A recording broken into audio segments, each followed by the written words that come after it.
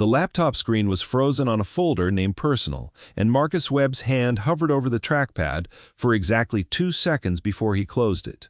2 seconds. That was all it took to see the name of the file inside. That was all it took to understand what he was looking at and what it would cost him to pretend he hadn't. He wiped the keys with the corner of his sleeve, though there was nothing on them that needed wiping. It was a habit, not a necessity. A way of saying, with his hands instead of his mouth, that he had not been there. That whatever he'd seen would stay exactly where he found it. If you've ever done the right thing when no one was watching and gotten nothing for it but trouble, stay with this one until the end. This story is for you. 10 weeks earlier, Marcus Webb parked his 10-year-old sedan in the employee lot of Callaway Dynamics and checked the clock on the dashboard before he checked anything else. 6:52 in the morning. 8 minutes before his shift technically started, which meant 8 minutes to walk the floor, check the ticket queue, and drink half a cup of coffee before anyone needed anything from him. He was 41 years old, and he had been fixing other people's problems for as long as he could remember. Computers, mostly, though there had been a stretch in his 20s when it was cars. And before that, when he was young enough to still believe the world made sense, it was anything his father put in front of him in the garage behind their house in Ohio. He had a daughter named Ellie. She was 9, missing her top left canine, and she believed, with total conviction, that her father could fix anything that was broken, which was a belief Marcus did nothing to discourage, because most days it was true. Callaway Dynamics occupied 11 floors of a glass tower downtown, and Marcus worked from a windowless office on the 3rd, in a department the company called Technical Support Services, and everyone else called the basement, even though it wasn't underground. It was where the company put people it needed, but didn't want to look at. He had been there 4 years. In that time, he had rebuilt the entire ticketing system, without being asked, memorized the quirks of every executive's laptop, and never once been late. Never once raised his voice, never once been thanked by anyone whose title had the word senior in it. His supervisor was a man named Gary Feld, and Gary Feld was the kind of manager who had learned early in his career that the fastest way up was never to be blamed for anything, which meant someone else always had to be. Gary did not fix things. Gary managed the appearance of things being fixed, which was a different skill entirely, and one he had refined over 11 years at Callaway into something close to an art form. The first sign of what was coming arrived on a Tuesday, in the form of a ticket marked urgent, forwarded to Marcus's queue, with a note from Gary that said, "Handle personally. No delegation. This one matters." The ticket was from the 14th floor, the executive floor. And the name attached to it was one that made even Gary nervous to type. Vivian Callaway, Chief Executive Officer, granddaughter of the man who founded the company. And by every account Marcus had heard secondhand, a woman who did not tolerate incompetence and did not repeat herself. Marcus had never met her. Almost no one on the 3rd floor had. She was a name on the letterhead, a face on the annual report, a set of rumors that changed depending on who was telling them. He rode the elevator up with his laptop bag over one shoulder and no particular expectation of the day going differently than any other day. Broken machine. Fix it. Leave. That was the job. He had done it 1,000 times. The 14th floor did not look like the rest of the building. The 3rd floor had fluorescent lighting and carpet the color of wet cardboard. But the 14th floor had wood paneling and windows that ran floor to ceiling, and an assistant at a desk, who looked at Marcus's badge like it might be contagious. Vivian Callaway's office was at the end of the hall, and when Marcus knocked, the voice that told him to come in was flat and tired, in a way the rumors hadn't prepared him for. She was younger than he expected. 34, maybe 35, with dark hair pulled back hard enough to suggest she hadn't had time to think about it that morning. And a laptop open in front of her that had clearly, from the fixed blue stillness of the screen, been frozen for some time. She did not stand up. She did not introduce herself. She said, "This thing has been frozen for 40 minutes, and I have a call with the board in 20. And Marcus understood that this was not a woman who wasted words on people she considered replaceable. He set his bag down without being asked where. He said, "May I?" and gestured at the laptop, and she waved a hand at it the way someone waves at a fly. He did not explain what he was doing. He did not narrate his own competence the way some technicians did, padding out simple fixes with jargon to justify the visit. He simply worked, quiet and quick, checking processes, killing the one that had locked the system, watching the desktop resolve itself back into something usable. It took him 4 minutes. He knew because he checked the clock on her wall when he started, and again when he finished, an old habit from a lifetime of jobs where his time was measured and questioned by people who had never done the work themselves. She watched him the entire time without speaking, and when the screen came back to life, she said, "That's it," with something that was not quite surprise, because surprise would have required expecting less of him. He said, "That's it," and began coiling the small cable he'd used to run a diagnostic, and he was reaching for his bag when the laptop, unprompted, threw up an error window, a secondary process hanging behind the first, the kind of cascading failure that happened maybe once in 50 repairs. He said, "One more second," and reopened the terminal. And in the process of closing the hung application, a folder window opened on its own, spawned by whatever corrupted process had caused the freeze in the first place. It was there for perhaps 2 seconds. A folder named Personal, and inside it, visible before Marcus's hand found the trackpad, a single file, whose name he did not choose to read twice, because reading it once had already told him more than he wanted to know, and because it was none of his business, and because the moment he understood that, his hand was already moving to close the window. He closed it. He did not open the file. He did not scroll. He did not linger.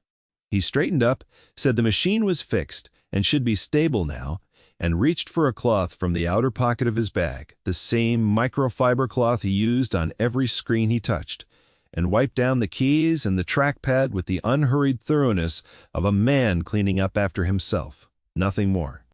Vivian Calloway watched him do this. She did not ask why. She had, in that moment, no reason to think there was a why at all. Only a technician, being tidy, the kind of habit that meant nothing to anyone except the person doing it.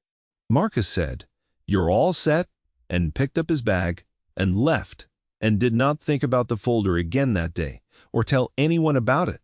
Not Gary, not his daughter, not the empty apartment he went home to, because there was nothing to tell. He had seen something that was not his to see, and he had put it back exactly where he found it. And that, as far as he was concerned, was the entire story. He did not know that Vivian Calloway would remember the way he cleaned the keyboard for the rest of the year. He did not know that folder held the only surviving photograph of her mother taken 11 days before she disappeared, along with a file of private investigator reports Vivian had commissioned herself, quietly, over 6 years. None of which the board knew existed, and all of which would have been a weapon in the wrong hands. Quote, in a company where every weakness was currency. He went back to the 3rd floor. He answered 4 more tickets that day. He picked up Ellie from school at 3:15, and she told them about a science project involving baking soda and vinegar, with the seriousness of a woman presenting a merger, and he listened the way he always listened, completely, because it was the one part of his day that required no correcting and no diagnosing, only presence.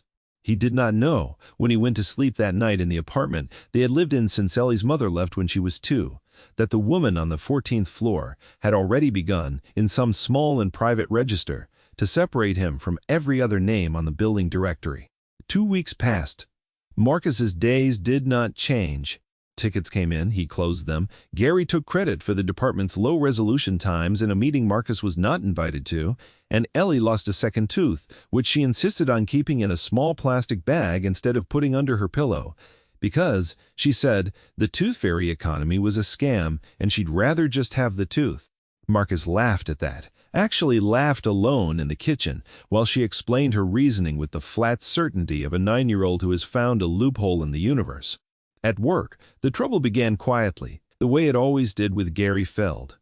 Which is to say, it began with a lie small enough that no one thought to question it. A server migration had gone wrong the previous month, before Marcus had even been assigned to the project, corrupting a batch of financial records tied to a vendor contract Gary himself had approved without proper review. It was not Marcus's error. It was not technically anyone's error, so much as a shortcut Gary had signed off on to hit a deadline he'd promised upward without checking if it was possible. But when the discrepancy surfaced during a quarterly audit, Gary needed a name attached to it that was not his own. And Marcus's name was sitting right there in the ticket system because Marcus was the one who had eventually been called in to clean up the corrupted files 3 weeks after the original mistake, with no clue of who had caused it. Gary rewrote the timeline. He adjusted 2 timestamps in the internal ticketing log, small changes, the kind he assumed no one would ever look at closely enough to catch, and suddenly the record showed Marcus as the technician responsible for the original migration, not the one called in afterward to fix someone else's mess. Marcus found out on a Thursday, called into Gary's office at 4 in the afternoon. The worst possible hour for a conversation like this, when everyone else on the floor had already begun packing up and would notice him walking out with a box. Gary did not raise his voice. Gary never raised his voice. He said, "I've reviewed the migration logs from last month, and I think we both know what they show." Marcus said, "I wasn't on that migration. I was called in after." Gary said the timestamps say otherwise, and he turned his monitor so Marcus could see the falsified entry. And Marcus looked at it the way he looked at any faulty system, searching for the seam, the place where the fabrication didn't quite match the physics of what had actually happened. He found it in under a minute. He said, "These timestamps were modified. The system logs the modification date separately from the entry date, and they don't match." Gary's jaw moved, just slightly, the way it did when he was recalculating. He said, "I don't appreciate the accusation." Marcus said, "I'm not accusing. I'm reading." He did not raise his voice either, because he had learned a long time ago that volume was for people who didn't trust their own facts. Gary terminated him anyway. He used the word restructuring, and he used the word documented performance concerns, though no such document existed before that Thursday, and he had security escort Marcus to his car with a cardboard box containing 4 years of a desk's worth of belongings, a photo of Ellie at the beach, a mug with a chip in the handle, a small potted plant that had somehow survived 4 years of fluorescent light. Marcus did not argue in the parking lot. He did not raise his voice there either. He set the box in his trunk, and he drove home. And he sat in the kitchen after Ellie went to bed and looked at the ceiling for a long time, doing the math on rent and groceries and the 6 weeks of savings that stood between his family and real trouble. He did not call a lawyer. He did not post anything online. He wrote down, in a plain notebook he kept for exactly this kind of situation, the date, the time, and everything Gary had said, in the same flat, factual register he used for diagnosing hardware, because that was the only language he fully trusted. Vivian Calloway heard about the termination on a Monday morning in a routine departmental report that crossed her desk as a line item.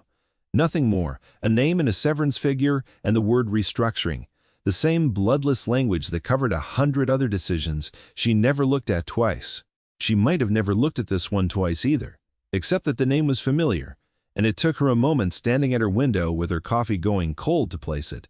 The technician, the one who had fixed her laptop in 4 minutes and then wiped the keyboard down like a man closing a door quietly behind him. She had not thought about that day often, but she had thought about it. In the specific way certain moments lodge themselves sideways in a person's memory, not important enough to revisit deliberately, but too strange to fully forget. Most people, discovering what he must have seen, would have said something, a joke, even a cruel one, a question. Curiosity was the default setting of the human animal, and he had shown none of it. She pulled the report up properly this time and read the justification for the termination, a paragraph about a corrupted migration and falsified log entries, and something in the phrasing struck her as too smooth, too convenient, the language of a man protecting himself rather than describing an event. She did not act on the instinct immediately. She was, whatever else she was, not a woman who moved on feelings alone. She asked her assistant to pull the full personnel file, the actual ticketing logs, not the summary Gary Feld had submitted, and she asked for it quietly, without Gary's department knowing the request had been made. It took 2 days for the logs to reach her because the technical systems team that maintained them did not report to Gary, and had no reason to rush a request from the 14th floor through anyone else's approval. She read them at night, after her own work was done, at her kitchen counter in an apartment 3 floors above the office, that was, in its own way, as spare and unadorned as Marcus Webb's, though for different reasons. She had inherited a company. She had not yet decided whether she wanted the life that came with it. The logs told a different story than Gary's report. The modification timestamps were there, exactly as Marcus would have described them if anyone had asked him, which no one had. The original entry showed the migration project assigned to a contractor Gary had brought in independently, a friend from a previous job at a rate well above market, a detail that had nothing to do with Marcus at all, but told her something else, entirely about how her technical support services department was actually being run. She read the file twice. The first time to understand what had happened, the second time more slowly to understand what it meant that a middle manager, 3 levels below her, had felt confident enough to falsify a termination record, apparently certain no one above him would ever bother to check. That confidence was the part that stayed with her. She did not call Marcus. She did not reach out at all. Not yet. She was a careful woman, and careful women in her position had learned that acting on instinct without verification was how companies like Callaway Dynamics ended up in the kind of scandal that took a decade to unwind. Instead, she asked her assistant to schedule an unannounced walkthrough of the 3rd floor, framed as a routine departmental review. The kind of visit that happened, perhaps once a year, and meant nothing to anyone until it did. She arrived on a Wednesday morning, without warning, and found Gary Feld mid-conversation with 2 of his remaining technicians, one of whom, when asked directly, and without Gary present, described Marcus Webb as, quote, the only person on this floor who actually knew what he was doing, end quote, and then added that she probably shouldn't have said that. Vivian said, why not? The technician, a woman named Priya Anand, who had worked alongside Marcus for 3 years and had watched him quietly rebuild half the department's infrastructure in his spare time without ever asking for a title change, said, because Gary doesn't like hearing it. And cry. Vivian asked to see the actual ticket history for the department over the past year, not the summarized version, and Priya, without needing to be asked twice, pulled it up on her own machine, because she had, in her own quiet way, been waiting 3 weeks for someone to ask. The numbers told her everything the falsified log entry had tried to hide. Marcus Webb had closed more tickets, in less time with fewer repeat complaints, than every other technician in the department combined. Gary Feld had closed none. Gary Feld did not fix machines. Gary Feld held meetings about machines being fixed. Vivian thanked Priya, said nothing to Gary, and drove that evening to an address she had pulled with some discomfort at her own overreach, from the personnel file marked for termination review. Marcus Webb lived in a modest 2-bedroom apartment on the north side of the city, the kind of building with a shared laundry room and a landlord who was slow to fix the elevator.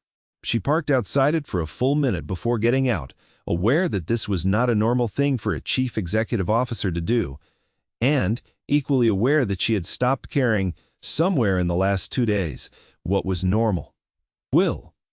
He answered the door in a t-shirt with a small grease stain on the sleeve, and behind him, at a kitchen table, a girl of 9 or so looked up from a homework sheet with open curiosity and said, "Are you here about the sink?" Vivian said no, and looked at Marcus and said, "I read the migration logs, the real ones. I know what Feld did." Marcus did not say anything for a moment.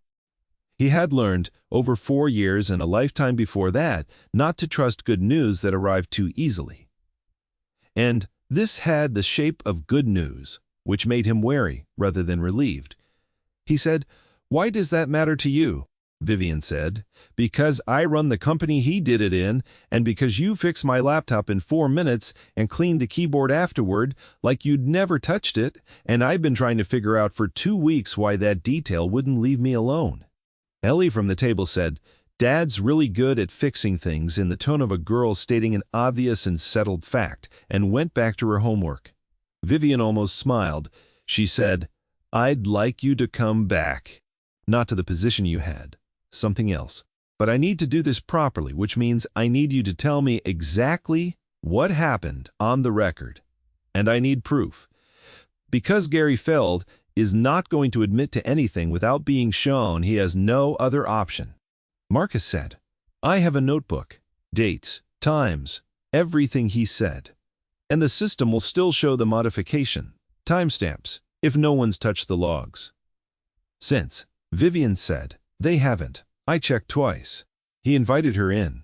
Not far, just to the kitchen table, where Ellie moved her homework aside without being asked and studied Vivian with the frank, unfiltered attention of a child, assessing whether an adult could be trusted, a judgment she rendered, apparently favorably, within about 90 seconds, because she offered Vivian a seat and asked if she wanted a glass of water, which Vivian accepted, because refusing seemed like the wrong kind of formality for a kitchen that small. They spoke for 40 minutes. Vivian took notes of her own, in a small leather notebook that was, Marcus noticed without commenting on it, not so different from his. She asked precise questions and did not interrupt his answers, and when he finished, she said, I'm calling a board meeting. Not immediately. I need 10 days to build a case Feld can't wriggle out of. Are you willing to be there when I do? Marcus said yes. He did not ask what would happen to him if the board sided with Feld instead. He had already decided, somewhere in the last 2 weeks, that the truth was worth stating, even when the outcome was uncertain, because the alternative, staying quiet to protect himself, was a version of the same dishonesty he'd refused to commit by keeping his mouth shut about her laptop. Vivian spent those 10 days building what she privately thought of as a case file, though it was really just the truth, assembled patiently and cross-referenced until it could not be argued with. She pulled financial records showing the inflated contractor rate Gary had approved for his friend. She pulled 3 years of ticket data showing the actual distribution of competent work in the department. She interviewed, quietly and separately, 4 more employees who each, in their own careful corporate language, confirmed what Priya had said without prompting. She also found, buried in an expense report from 18 months earlier, a pattern of small reimbursements Gary had submitted for what he called client development dinners, which turned out, upon closer inspection of the restaurant receipts, to have taken place on nights when no clients existed on his calendar at all. None of it was dramatic. All of it was damning, in the quiet, cumulative way that real corruption usually was. Not a single dramatic crime, but 100 small, comfortable ones. Each easy to justify on its own, impossible to justify once they were lined up together. She scheduled the board meeting for a Thursday morning, framed on the agenda as a routine departmental review, the same bloodless language Gary himself had used to describe Marcus's termination, though she took a certain grim satisfaction in the symmetry of that. Gary Feld walked into the boardroom that morning with the easy confidence of a man who had never once been asked to show his work. He wore a new tie. He had, Vivian noted, prepared a slideshow, 6 slides, mostly about departmental efficiency gains under his leadership, and he opened with a small joke about morning traffic that got a polite laugh from 2 board members who had no idea what was coming. He said, I want to walk you through some encouraging metrics from technical support services this quarter, and clicked to his second slide, a bar graph in the company's approved shade of blue. Vivian let him get through 4 slides before she said, before we continue, I'd like to bring in someone who can speak to the accuracy of these numbers directly. Gary's expression did not change immediately. That was, Vivian thought later, the most telling thing about him, that his face had been trained by years of practice to hold steady for several full seconds after the ground had already shifted beneath him. Marcus walked in wearing the same kind of plain, clean clothes he wore to every job. No attempt to dress the part of anything he wasn't, and sat down at the end of the table without being told where. Priya Anand followed a step behind him, carrying a laptop of her own. Gary said, I'm not sure what this is. Vivian said, this is the review. She nodded at Marcus. Mr. Webb, would you walk the board through the migration incident from last quarter? Marcus did not raise his voice. He did not perform outrage, because outrage was not a thing he had ever found useful, and it was certainly not a thing that would serve him in a room like this. He simply laid out the facts in the order they had happened, the way he might explain a hardware failure to a client who needed to understand not just what broke, but why. He described the original migration, contracted to a person outside the company at a rate well above the department's normal vendor pricing. He described being brought in 3 weeks later to repair the resulting corruption with no ownership of the original error. Saul. He described the timestamp discrepancy in the ticketing system and asked Priya simply to bring the raw log up on the screen at the front of the room. Priya did. The modification date sat beside the entry date in a small gray font, 2 weeks apart, undeniable, uneditable, without leaving the exact kind of trace it had left. Gary said, "Logs can be misread. Systems have quirks." Marcus said, "This system logs every edit with a user ID attached. The ID on this modification is yours." The room was very quiet. Vivian let the silence sit for a moment before she continued, because she had learned, watching Marcus for the better part of an hour, that silence did more work than argument ever could. Then she laid out the rest of it herself plainly, without theater, because theater was Gary's language, not hers. The inflated contractor payments, the falsified expense reports, the pattern over 11 years of a manager who had built a career on taking credit for other people's competence and blame for other people's mistakes. She said, "I want to be clear that this is not a personal matter. This is a pattern of financial and ethical misconduct that has cost this company money and cost at least one employee his job and his reputation, based on evidence that was manufactured after the fact." Gary tried for a moment to salvage it.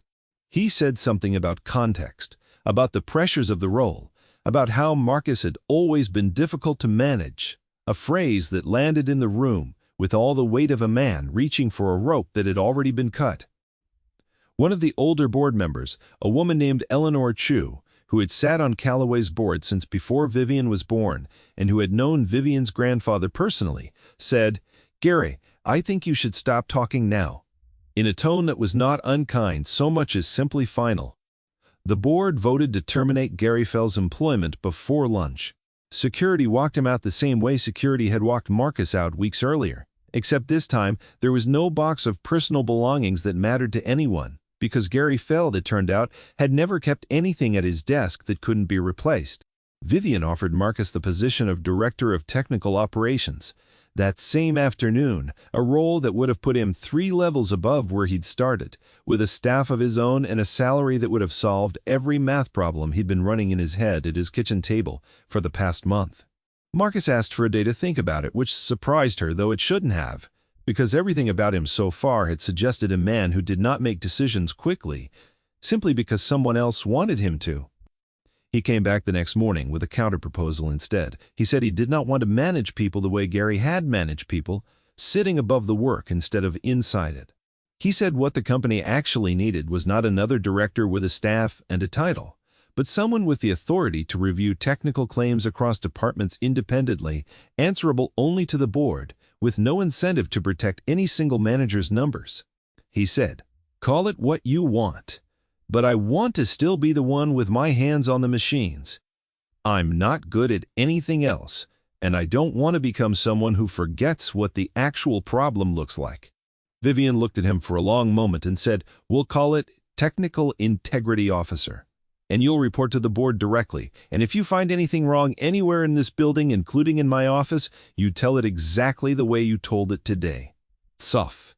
Marcus said, "That's the only way I know how to tell anything." She said, "I know. That's why I'm asking." 10 months passed. Marcus's office was still small, though it had a window now, and the sign on the door said only his name and a title that half the company didn't fully understand yet, which was fine with him, because he had never needed people to understand his job, only to see the results of it. Priya had been promoted into the department Gary once ran, and ran it the way Marcus had always believed it should be run, quietly, competently, with the actual work valued above the appearance of it.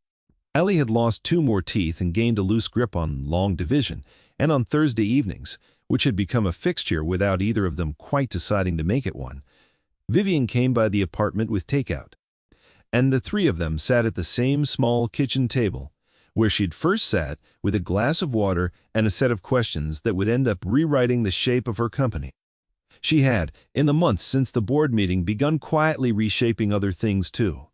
New reporting structures that made it harder for any single manager to fabricate a record without three other systems catching the discrepancy. Policy, unofficial but firmly enforced, the credit for solved problems went to the person who solved them, not the person who reported them upward. None of it was dramatic. It rarely is. Real change, the kind that actually holds. It looked, mostly, like careful people building careful systems. The same unglamorous, unphotographed work Marcus had been doing quietly for years before anyone thought to notice. One evening after Ellie had gone to bed and the takeout container sat empty on the counter, Vivian asked him, the way she sometimes did, half joking and half not, why he'd wiped down her keyboard that first day, when he could have said nothing and simply let it go unremarked. He thought about it for a moment, the way he thought about most things carefully, before answering. He said, because it wasn't mine to touch. Wiping it down wasn't about hiding that I'd seen something. It was just closing the door the way I found it. Some things aren't yours to rearrange, even by accident. Vivian did not say anything for a while after that. Then she said, "That's the most honest description of integrity I've ever heard. And it wasn't even about the folder." Marcus said, "It never really was." Outside, the city moved on, the way it always did, indifferent to boardrooms and terminations, and the quiet, specific decency of a man who wiped down a keyboard because it was the right thing to do, not because anyone was watching. But in that small kitchen, with a 9-year-old asleep down the hall and a company slowly rebuilding itself on the far side of town, something steadier had taken hold, not a transformation. Marcus Webb had not become a different man over the last 10 months. He had simply been seen, finally, for exactly the one he had always been. And that, in the end, was the whole of the story. Not a rise from nothing, but a quiet refusal to become something else, held firm long enough for the world around him to catch up to it.